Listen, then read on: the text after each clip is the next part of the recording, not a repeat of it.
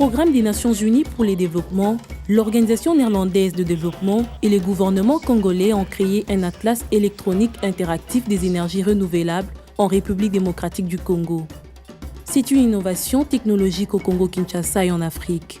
Cet atlas électronique et interactif aidera les autorités congolaises, les bailleurs des fonds et la population à savoir dans quel secteur énergétique ils peuvent investir en RDC.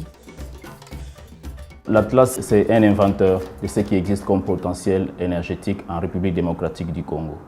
Effectivement, c'est important de faire cet inventeur parce que la RDC était un tout petit peu prise en otage par le grand barrage de Inga. Quand on parle de la RDC, on sait seulement Inga qui représente à lui seul 44 000 MW. Donc l'idée de l'Atlas, c'est plutôt de montrer qu'il y a plus que Inga en RDC. Et donc là, nous avons un potentiel plus ou moins chiffré de 10 000 MW qui sont disséminés à travers 780 sites. Et ces sites sont situés dans chacun des territoires.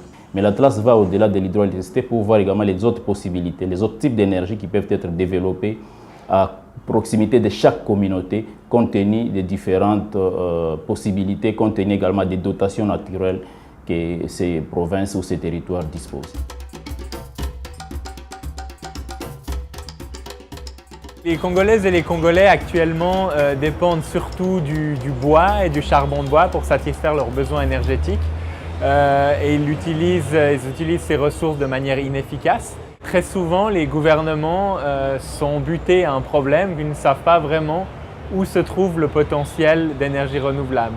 Et cet outil va donc permettre d'identifier les meilleures technologies disponibles par rapport aux ressources qui existent dans ce pays. C'est un outil qu'on utilise sur un ordinateur, mais qui est très simple. Il y a des cartes, il y a des petits dessins, des petits triangles, par exemple, de différentes couleurs qui représentent les sites.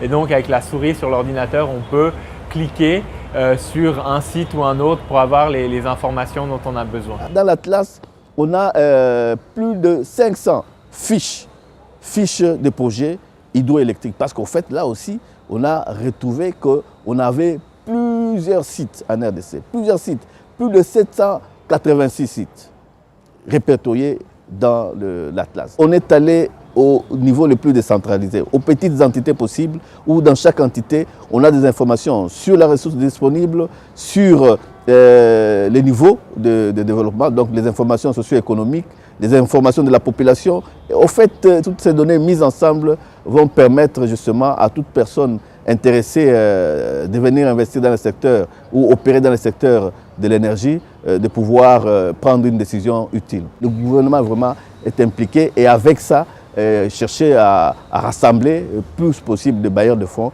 autour de cela pour que les choses bougent vraiment dans le secteur de l'énergie. Le PNUD, la SNV et le gouvernement congolais comptent bien utiliser cet atlas électronique interactif pour aider le pays à se lancer sur la voie du développement durable.